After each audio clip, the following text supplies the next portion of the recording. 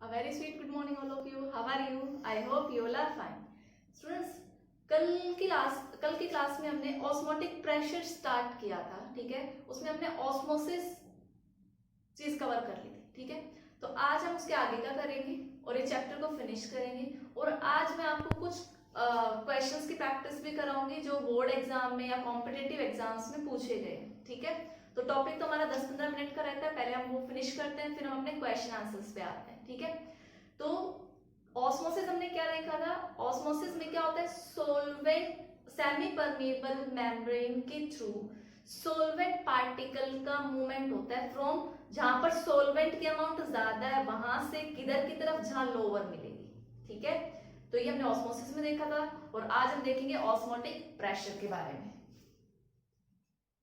So student देखो, osmotic pressure दो तरीके से हम डिफाइन कर सकते हैं। एक कि जो सोलवेंट मॉलिक्यूल इधर आते रहे जब तक दोनों तरफ सेम ना हो जाए, तो यहाँ पे क्या होगा, एक हाइड्रोलिक प्रेशर होगा, बिल्ट होगा, अपने आप बनेगा जब वाटर इधर से इधर आएगा। भाई वाटर की अमाउंट बढ़ गई तो प्रेशर भी बढ़ेगा। तो ये कॉलम लगाया तो जितना प्रेशर इस पे लगेगा किधर की तरफ, जिधर नॉन वोलेटाइल सॉल्यूट है, उस प्रेशर को हम क्या बोलेंगे? Osmotic pressure. क्यों? क्योंकि ये प्रेशर कब हुआ? जब ऑस्मोसिस प्रोसेस हो रहा था।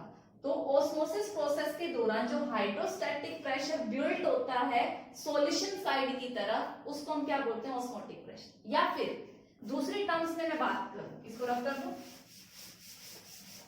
अगर अनदर टर्म्स में बात करूं, मैं ये चीज लगाऊंगी ना और मैंने यहाँ क्या लगा दिया? पिस्टन लगा दिया। यहाँ पे क्या लगा दिया? पिस्टन। भाई ऑस्मोसिस के दौरान वाटर तो इधर फ्लो होगा, लेकिन मैं इधर से प्रेशर लगा रही हूं, बाहर से एक्सटर्नल प्रेशर, ठीक है। मैंने इतना प्रेशर बढ़ा दिया कि इनकी मूवमेंट इधर से इधर ना आ पाए। मींस मैंने फ्लो ऑफ वाटर, जो सॉल्वेंट था जो यहां से यहां आ रहा था, वो स्टॉप हो जाए, आए और इसके इधर क्रॉस ना कर पाए। तो जो मैं प्रेशर इधर से अप्लाई करूंगी वो प्रेशर क्या होगा? Osmotic pressure. तो आप बोल सकते हो the external pressure is applied to stop the flow of solvent molecule towards solution. इस फ्लो को रोकने के लिए आप जो सोल्यूट की सॉल्यूशन की तरफ से प्रेशर अप्लाई करेंगे वो प्रेशर क्या बोला जाएगा? Osmotic pressure. और ये ऑस्मोटिक प्रेशर अगर देखा जाए, इसका फॉर्मूला है, ऑस्मोटिक प्रेशर को हम पाई से डिनोट करते हैं।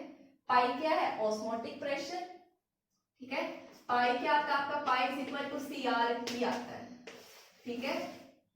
ये यहाँ पे ऑस्मोटिक प्रेशर, C क्या है? कंसंट्रेशन, R क्या है? यूनिवर्सल गैस कांस्टेंट, और T क्या है? टेम्परेचर, ठीक है। तो देखो आपको कैसे पता लगेगा ये कॉलिगेटिव प्रॉपर्टी है? ये दोनों तो क्या है? कांस्टेंट है। तो पाई किसके डायरेक्टली प्रोपोर्शनल हुआ? कंसंट्रेशन क्या होती है? नंबर ऑफ मोल्स अपॉन में वॉल्यूम। तो किसके डायरेक्टली प्रोपोर्शनल आ गया? नंबर ऑफ मोल्स के। तो ये अमाउंट हो गई। मींस ये प्रॉपर्टी किस पे डिपेंड करती है? अमाउंट ऑफ सॉल्यूट पे डिपेंड कर रही है। तो ये कॉलिगेटिव प्रॉपर्टी है, ठीक है। तो आप इसको कॉपी करो। सो स्टूडेंट्स देखो, अब हमारे नेक्स्ट टर्म आती है रिवर्स ऑस्मोसिस। ऑस्मोसिस क्या था? सोलवेंट मॉलिक्यूल का ट्रैवल होना किसकी तरफ? सॉल्यूशन की तरफ, जिसमें नॉन वोलेटाइल सॉल्यूट है। रिवर्स क्या होना? उल्टा, कि नॉन वोलेटाइल सॉल्यूट जिस सॉल्यूशन में था वो किधर की तरफ जाए? प्योर सॉल्वेंट की तरफ। लेकिन जाएगा क्या? सॉल्वेंट वाली चीज ही, ठीक है। ये रिवर्स ऑस्मोसिस वही है आरओ सिस्टम जो आपके घरों में है। देखो भाई, हमने इधर से प्रेशर अप्लाई किया, हमने स्टार्टिंग में इतना प्रेशर अप्लाई किया कि जस्ट जो ऑस्मोसिस प्रोसेस हो रहा था, सॉल्वेंट मॉलिक्यूल यहां से यहां आ रहे थे, वो स्टॉप हो जाए, फ्लो ना करे, ठीक है। भाई ये स्टॉप हो गया, इधर से इधर कुछ आदान प्रदान नहीं हो रहा, ठीक है, टेक इनटेक नहीं हो रहा। इतना प्रेशर हमने अप्लाई किया, वो हमारा प्रेशर क्या होगा? ऑस्मोटिक प्रेशर होगा। इतनी बात समझ में आती है। अब आपने यहाँ पे प्रेशर जो है P एक्सटर्नल किससे ज्यादा लगा दिया? ऑस्मोटिक से। आपने और पुश कर दिया और प्रेशर ज्यादा बढ़ा दिया, तो क्या होगा? भाई मूवमेंट यहां से शुरू हो जाएगी इधर, लेकिन इधर तो दो चीजें हैं, आपकी सोल्यूट और सोलवेंट। लेकिन यहाँ क्या है? Semi permeable membrane. ये किसको अलाउ करती है? सोलवेंट को। तो अब सोलवेंट यहां से यहां फ्लो होगा। जो ऑस्मोसिस प्रोसेस चल रहा था उसका क्या हो गया? रिवर्स हो गया। इसी को हम क्या बोलते हैं? Reverse osmosis. कि जब आप P एक्सटर्नल ऑस्मोटिक प्रेशर से ज्यादा लगा दो तो सॉल्वेंट मॉलिक्यूल आपके कहां से, जो सॉल्यूशन साइड थी वहां से प्योर सॉल्वेंट की तरफ ट्रेवल करेंगे। ठीक है, अब देखो घरों में काम कैसे करता है भाई। आपका ये क्या है, सपोज करो इम्प्योर वाटर है। ठीक है, आपका मैं आरओ का सिस्टम समझा रही हूँ। ठीक है, इधर क्या है, इम्प्योर वाटर। इम्प्योर वाटर में NaCl, MgCl2, कैल्शियम क्लोराइड, यही सब इम्प्योरिटीज है। तो आप इधर एक्सटर्नल प्रेशर बढ़ा रहे हो, तो देखो ये आपकी इम्प्योरिटीज हैं, बाकी क्या है, सोलवेंट है। सोलवेंट तो इधर से इधर नहीं जा सकता, लेकिन कौन जा सकता है, वाटर। और इधर इम्प्योर साइड से जो भी वाटर प्रेजेंट होगा वो यहाँ से यहाँ जाने लगेगा प्योर वाटर की तरफ, और आप इधर नल लगा देते तो आपको क्या मिलता है, डिस्टिल्ड वाटर। इम्प्योरिटीज आपकी इधर ही रह जाती है। ठीक है, मींस ऑस्मोसिस का रिवर्स है, इसीलिए वो रिवर्स ऑस्मोसिस है। ठीक है, आप इसको कॉपी करो। तो स्टूडेंट देखो, हमारे 3 कैटेगरी के सॉल्यूशन आते हैं, आइसोटोनिक, हाइपरटोनिक और हाइपोटोनिक। ठीक है, तो देखो आइसो वर्ड का तो आपको मतलब पता है, सेम, कुछ ना कुछ सेम होगा। कोई ऐसा सॉल्यूशन जिनका क्या हो, सेम ऑस्मोटिक प्रेशर हो। Solutions which have same osmotic pressure at same temperature, उन सॉल्यूशंस को क्या बोला जाता है, आइसोटोनिक। सपोज करो भाई कोई भी टेम्परेचर T है, उसमें 2 सॉल्यूशन है, A और B। ठीक है, तो इसका पाई A किसके बराबर होगा, पाई B के बराबर। पाई A की वैल्यू लगाऊं तो कंसंट्रेशन क्या होगी, Ca। ठीक है, या 1 2 ले लो, कंफ्यूजन हो जाती है A B में, ये 1 और 2, पाई 1 C1। R और T तो क्या है, कांस्टेंट है। R गैस कांस्टेंट है, T हमने सेम टेम्परेचर बोल के कर ही दिया। ये पाई 2, ये C2 और ये RT। क्या बोला, सेम ऑस्मोटिक प्रेशर मींस पाई 1 बराबर पाई 2। तो आपकी इक्वेशन क्या आ गई, C1 RT is equal to C2 RT।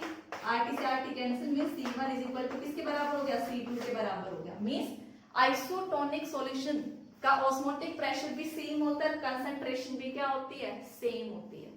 तो क्या आइसोटोनिक में इधर से उधर कोई मूवमेंट होगी, अभी के लिए नहीं होगी, वो बाद में देखेंगे। अब देखो हाइपोटोनिक और हाइपर हो जाता है, देखो हाइपर टेंशन बहुत ज्यादा, तो यहाँ पे किसकी बात हो रही, प्रेशर की। मींस जिसका ऑस्मोटिक प्रेशर क्या होगा, हाई, तो वो क्या होगा आपका हाइपरटोनिक, और जिसका लेस होगा वो क्या होगा आपका लेस ऑस्मोटिक प्रेशर। पूरा लिखना आप, ऑस्मोटिक प्रेशर मैंने शॉर्ट में लिखा है। ठीक है, सपोज करो आपके पास क्या है, 2 सॉल्यूशन है। ठीक है, वही सॉल्यूशन 1 मान लो और ये सॉल्यूशन 2 मान लो। ठीक है, ये भूल जाओ अभी, सॉल्यूशन 2 मैंने बोला, तो इसका क्या होगा पाई 1, इसका क्या मान लो पाई 2। ठीक है, मैंने कहा अब देखो पाई 1 आपको बताना है, सॉल्यूशन मैंने कंडीशन दे दी pi 2 is greater than pi 1। तो आपको बताना है सॉल्यूशन 1 और सॉल्यूशन 2 में से कौन हाइपरटोनिक है, कौन हाइपरटोनिक है। हाइपो और एक हाइपर, पर ऊपर ज्यादा। तो देखो पाई 2 ज्यादा है, मींस हाई ऑस्मोटिक प्रेशर, और हाई ऑस्मोटिक प्रेशर मतलब कौन सा solution, hypertonic.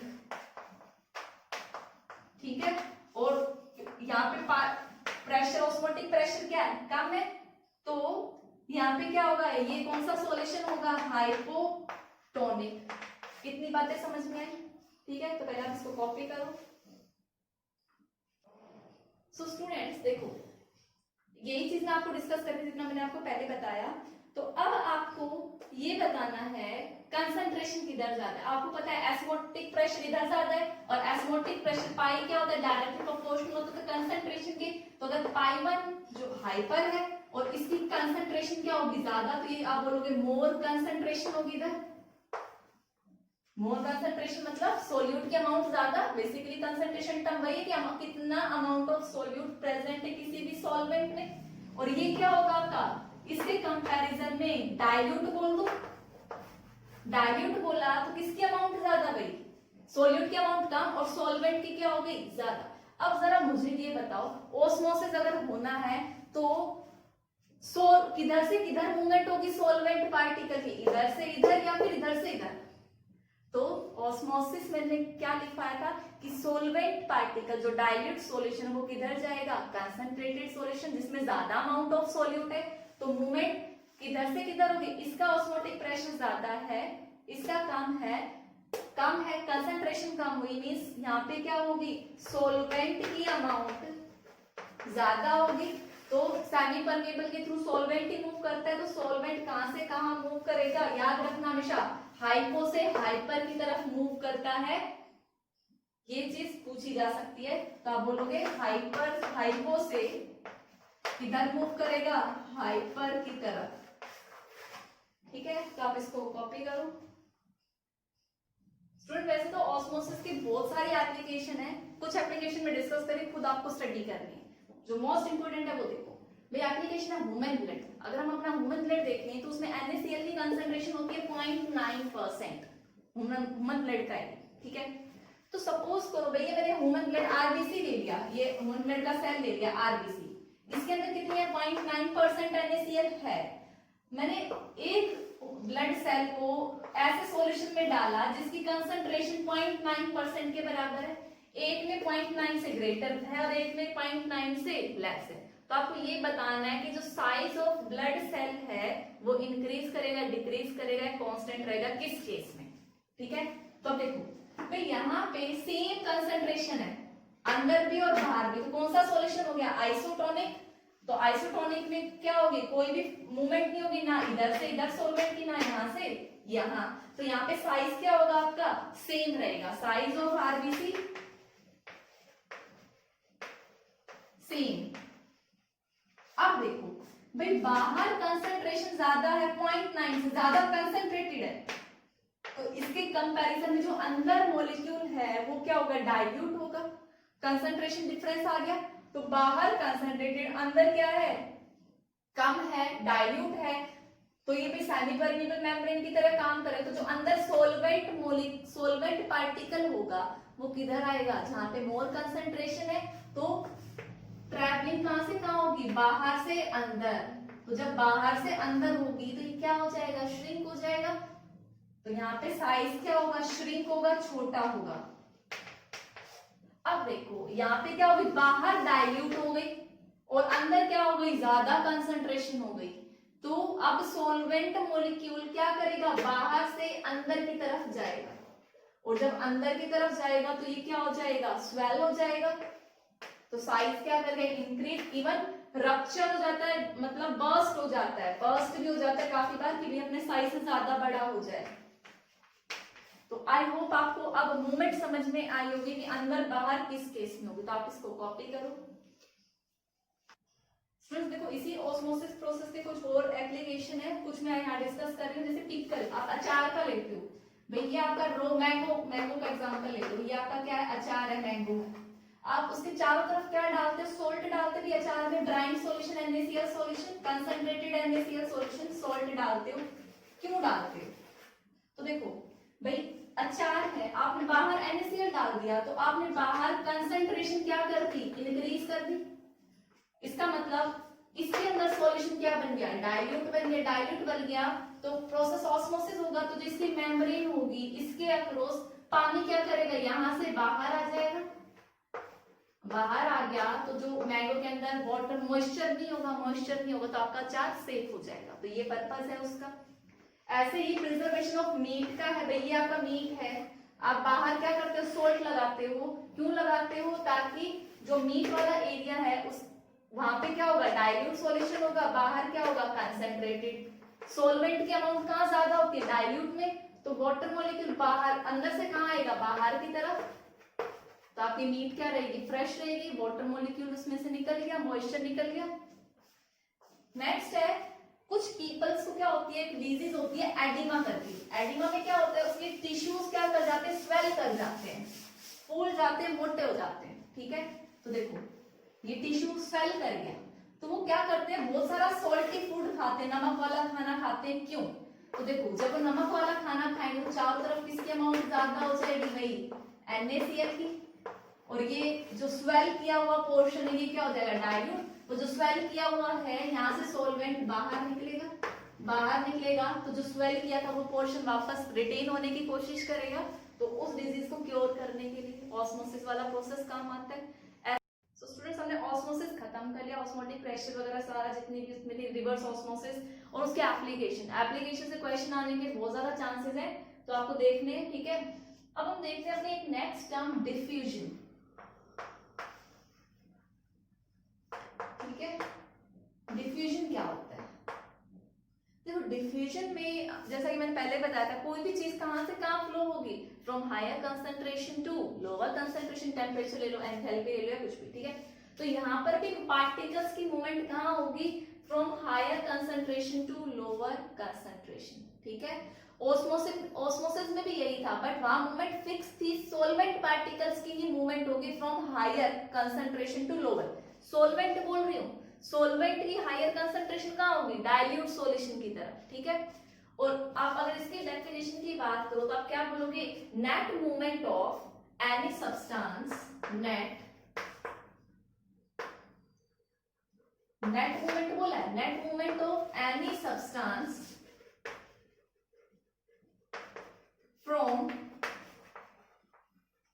Higher concentration to lower concentration, ठीक है। मैंने नेट मूवमेंट किसी भी सब्सटेंस की बोली है, तो वो आपका सोल्यूट भी हो सकता है और आपका सोलवेंट भी हो सकता है, ठीक है। लेकिन ऑस्मोसिस में ऐसा नहीं था, ठीक है।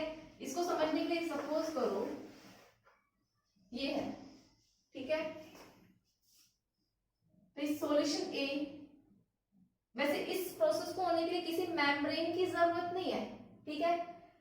सो आप क्या बोल सकते हो, जस्ट एग्जांपल के लिए इधर क्या है, सॉल्यूशन ए है, या इधर देख इसको ना एक एग्जांपल से देखते हैं। जैसे आपने देखा होगा वाटर है और आपका कॉपर सल्फेट सॉल्यूशन है, वाटर आपका सॉल्वेंट है, और आपने क्या किया, ऊपर से कॉपर सल्फेट CuSO4 डाला। CuSO4 क्या होता है, डार्क ब्लू, ठीक है। तो देखो आपने बॉल की तरफ से डाला होगा तो इधर आपको डार्क ब्लू नजर आएगा और इधर वाटर कलरलेस नजर आएगा, लेकिन कुछ टाइम बाद ये जो सोल्यूट था डार्क ब्लू कॉपर सल्फेट जो आपने डाला, ये क्या करेगा, इस सॉल्वेंट में मूव करेगा, और सॉल्वेंट वाला कहाँ मूव करेगा, इधर। नेट मूवमेंट कहाँ होगी, नेट मूवमेंट देखो आप ये भी बोल सकते हो सॉल्वेंट किसकी तरफ जा रहा है, सोल्यूट की तरफ, या बोल सकते हो सोल्यूट किसकी तरफ जा रहा है, सॉल्वेंट की तरफ। मींस मूवमेंट दोनों होगी, एक दूसरे में ये इंटरमिक्स करेंगे, बट एक नेट फ्लो तो होता है। तो नेट फ्लो आपको किधर नजर आएगा, तो नेट मूवमेंट बोल रहे हैं high concentration to low concentration. तो जहां सोल्यूट की आपको ज्यादा कंसंट्रेशन दिख रही है, नजर आएगा कि कॉपर सल्फेट सॉल्यूशन किसमें घुल रहा है, सॉल्वेंट में घुल रहा है, ठीक है। तो यहाँ पे दोनों चीजें होती है, इसी प्रोसेस को हम क्या बोलते हैं, डिफ्यूजन। तो अब हम कंपैरिजन करेंगे between osmosis and diffusion. So students देखो डिफरेंसेस क्या होंगे, पहले ऑस्मोसिस में हमने क्या यूज करी थी, सेमी परमिएबल मेम्ब्रेन यूज करी थी, और ये मेम्ब्रेन सिर्फ ट्रांसफर करती है सोलवेंट पार्टिकल्स को, ठीक है। बट यहाँ पे किसी भी मेम्ब्रेन की जरूरत हमें नहीं है, विदाउट मेम्ब्रेन ये प्रोसेस होता है, ठीक है, फर्स्ट पॉइंट। सेकंड, यहाँ पे सोलवेंट पार्टिकल्स की मूवमेंट होती है, वो चीज हम देख चुके हैं, और यहाँ पे solute as well as solvent एक दूसरे में डायरेक्टली मिक्स करते हैं, ठीक है। अब देखो ये नेक्स्ट वाला जो पॉइंट है, बच्चे से थोड़ा सा कंफ्यूज हो जाते हैं, अब हम ये कंफ्यूजन यहाँ दूर करेंगे। देखो चीजें होती कहाँ है, from higher concentration to lower एक ट्रांसफर होती है, ठीक है।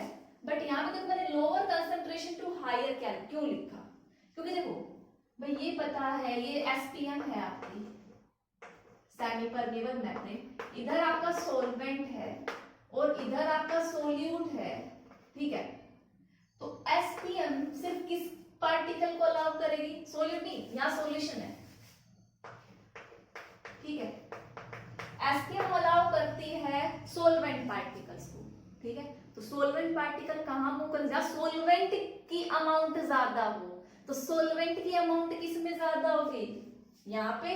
ये तो सॉल्यूशन है, ये सोल्यूट प्लस सोलवेंट है, यहाँ दो चीजें, तो सोलवेंट की अमाउंट तो कम हो गई, तो सोलवेंट की अमाउंट किधर ज्यादा है, यहाँ। और इधर क्या होगी, कम, तो मूवमेंट कहाँ होगी, यहाँ से यहाँ। देखो वो तो वही रहा है, higher concentration to lower concentration, but higher concentration किसकी, सोलवेंट की। और आपको पता है जहां सोलवेंट की हायर कंसंट्रेशन हो, मतलब जहां सोलवेंट अमाउंट में ज्यादा होता है, तो सॉल्यूशन की टर्म में वो सॉल्यूशन क्या माना जाता है, डाइल्यूट सॉल्यूशन। तो इसीलिए हम कह रहे हैं कि मूवमेंट कहां से कहां हो रही है, from lower concentration to higher concentration. Generally जो हम लोअर और हायर बताते होंगे, अमाउंट ऑफ सोल्यूट को रिप्रेजेंट करता है। लोअर कंसंट्रेशन मींस जहां पर अमाउंट की सोल्यूट बहुत कम है, किधर कम है, जहां पे प्योर सॉल्वेंट है वहां सोल्यूट तो होगा ही नहीं। और हायर कंसंट्रेशन कहां है, जहां सॉल्यूशन है मींस वहां सोल्यूट प्रेजेंट है। आई होप इतनी बात समझ में आई होगी। और ये कहां से कहां होता है, from higher to lower concentration, ठीक है। ये सिर्फ सॉल्यूशन पे अप्लाई होता है ऑस्मोसिस, ठीक है, बट ये gases as well as solution दोनों पे एप्लीकेबल है। सॉल्यूशन का देख चुके, गैसेस में जैसे हम कहते हैं कि जैसे गर्म खाने की खुशबू ज्यादा आती है as compare to cold food, क्यों आती है, क्योंकि जो आपकी उसकी जो खुशबू ट्रेवल कर रही है, डिफ्यूज कर रही है और वो आप तक पहुंच रही है, ठीक है। और नेक्स्ट है हमारा ये जो ऑस्मोसिस है, इसको आप रोक सकते हो और रिवर्स कर सकते हो, ठीक है। मींस जो मूवमेंट इधर हो रही थी, इस मूवमेंट को रोक भी सकते हो कि मूवमेंट ना हो, और रिवर्स कर सकते हो यहां से यहां आने के लिए। वो प्रोसेस कौन सा हो जाता है, रिवर्स ऑस्मोसिस, वो भी हमने चेक किया। इसको ना तो आप स्टॉप कर सकते, ना आप रिवर्स कर सकते। जैसे कॉपर सल्फेट सॉल्यूशन था, आपने वाटर लिया, इधर से कॉपर सल्फेट डाला, तो जो मूवमेंट होगी वो होगी। आप कोई भी प्रोसेस अप्लाई करके उनकी मिक्सिंग को नहीं रोक सकते और ना रिवर्स कर सकते कि एक बार सॉल्यूशन बन गया फिर से आप कॉपर सल्फेट और वाटर को अलग अलग कर दो, ठीक है। तो ये कुछ डिफरेंसेस थे ऑस्मोसिस और डिफ्यूजन में, इंपॉर्टेंट है, नोट डाउन। सो स्टूडेंट्स, यहाँ पर हमारा सॉल्यूशन चैप्टर फिनिश होता है। जो लास्ट टॉपिक रहता था वांटर फैक्टर, जिसमें अबनॉर्मल मास वगैरह आता था, ठीक है, वो रिमूव हो गया, तो हम डिस्कस नहीं करेंगे। सो अब हम मूव करने जा रहे हैं अपने प्रीवियस ईयर क्वेश्चंस पे, जो कॉम्पिटिटिव एग्जाम्स में या बोर्ड एग्जाम्स में पूछे गए हैं, ठीक है। सो स्टूडेंट्स, अब हम मूव कर रहे थे, जैसे कि मैंने बोला, क्वेश्चंस पे, और इनकी पूरी पॉसिबिलिटी एग्जाम में पूछे जाने की, ठीक है। और ये जो क्वेश्चन है ये नीट में पूछे गए क्वेश्चंस हैं, ठीक है।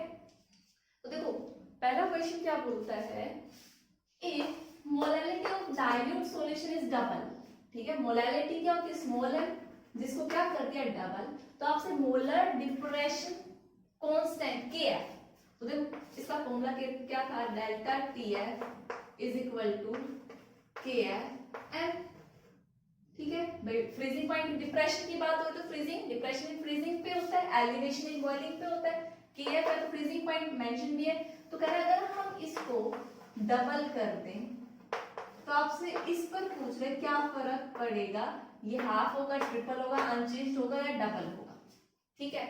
तो देखो जब मैं आपको टॉपिक करा रही थी तो मैंने केएफ के बारे में कुछ पॉइंट्स लिखा था, वहां पे लिखवाया था it depends on nature of solvent. ये सॉल्वेंट की कैरेक्टरिस्टिक प्रॉपर्टी है, क्या है ये, इट डिपेंड्स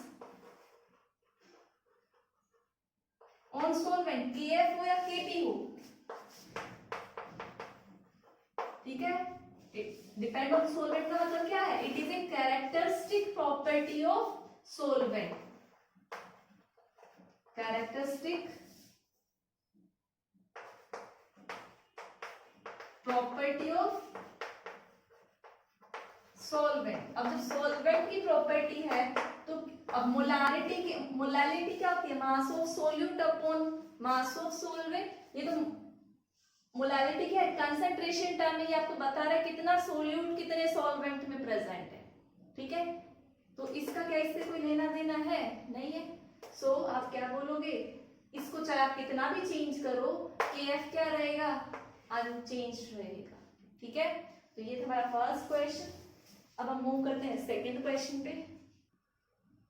स्टूडेंट्स हमारा देखो नेक्स्ट क्वेश्चन है, मिक्सचर दैट फॉर्म्स मैक्सिमम, दो बार लिख दिया मैंने, मैक्सिमम बॉइलिंग एजियोट्रोप्स, ठीक है। एग्जांपल गिवन है। तो देखो मैंने आपको कुछ छोटी सी ट्रिक भी बताई थी, अगर आपको याद हो, वैसे तो कहा था याद ही रखना, बट एक ट्रिक है जो अगर किसी ने पहले नहीं देखी लेक्चर में तो आप देख लेना। देखो मैक्सिमम बॉइलिंग एजियोट्रोप्स का मतलब क्या है? ये रिवर्स था राउल्ट्स लॉ के। अगर राउल्ट्स लॉ नेगेटिव डेविएशन पे मैक्सिमम बॉइलिंग एजियोट्रोप्स बनाएगा, ठीक है, और अगर राउल्ट्स लॉ पॉजिटिव है तो ये मिनिमम बॉइलिंग एजियोट्रोप्स बनाएगा। यहाँ पे क्या दिया है? मैक्सिमम बॉइलिंग एजियोट्रोप्स मींस वो कौन से डेविएशन की बात कर रहा है? नेगेटिव डेविएशन की बात कर रहा है। एग्जांपल सेम है, जो पॉजिटिव डेविएशन राउल्ट्स लॉ के एग्जांपल थे वो मिनिमम बॉइलिंग एजियोट्रोप्स के, और जो नेगेटिव डेविएशन राउल्ट्स लॉ के वो किसके एग्जांपल है? Maximum boiling azeotropes. तो यहाँ मैक्सिमम बॉइलिंग एजियोट्रोप्स आपको क्या इंडिकेट कर रहे हैं कि आपको एग्जांपल बताने नेगेटिव डेविएशन जो शो करते हैं।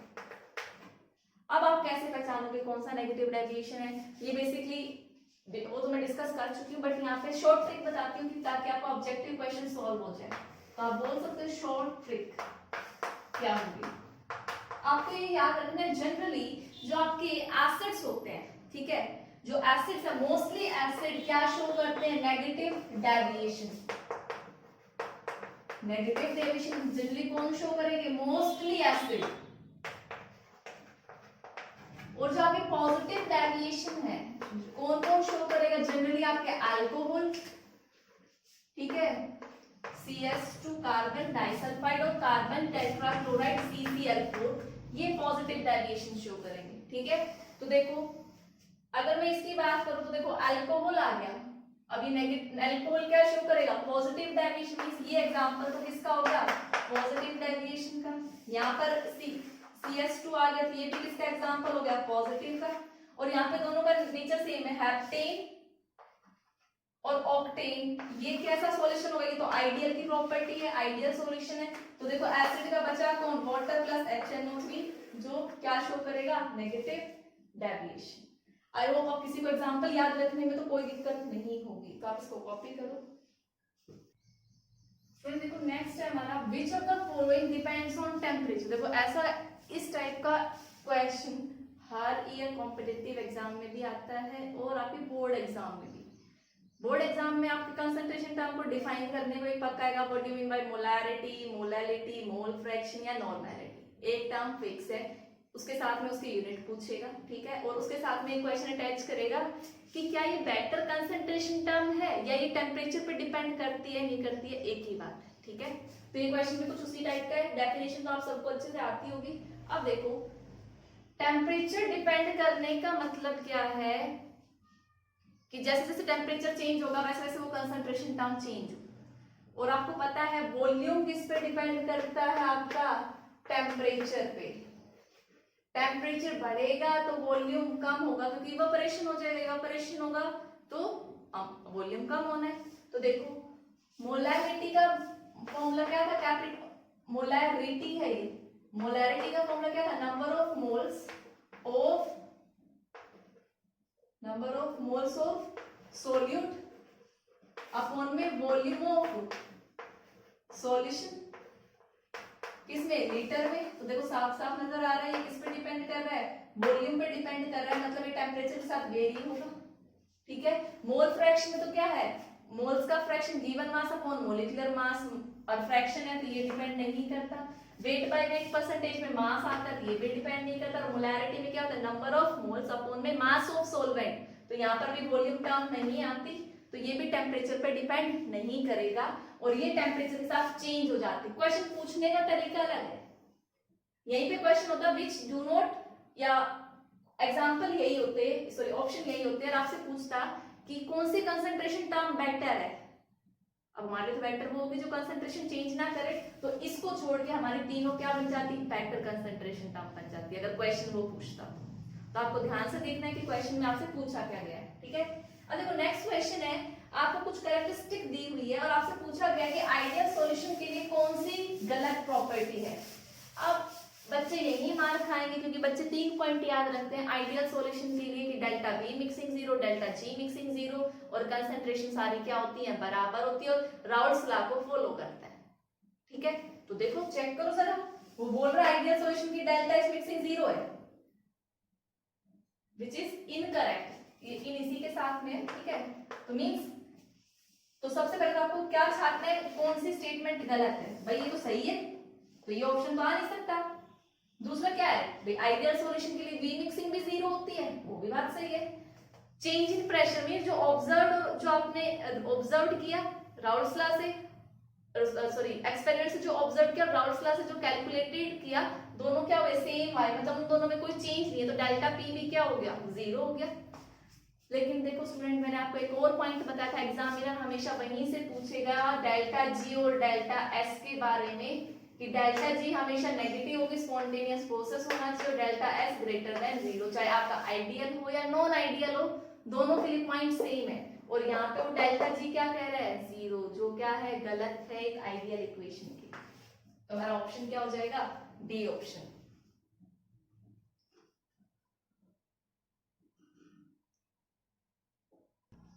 फ्रेंड देखो हमारा ये नेक्स्ट है जो न्यूमेरिकल है, बेसिकली ये ऑब्जेक्टिव क्वेश्चन का, बट मैंने न्यूमेरिकल की फॉर्म में लिख दिया है। देखो आपको टेम्परेचर दिया हुआ है 100 डिग्री सेल्सियस और आपको vapour pressure of A solution of इतने ग्राम सोल्यूट, ये W आपको गिवन मास दे दिया है, ठीक है, किसके अंदर, आपको 100 ग्राम के अंदर, ठीक है। तो आपसे पूछा क्या है, आपसे बॉइलिंग पॉइंट ऑफ सॉल्यूशन, ठीक है।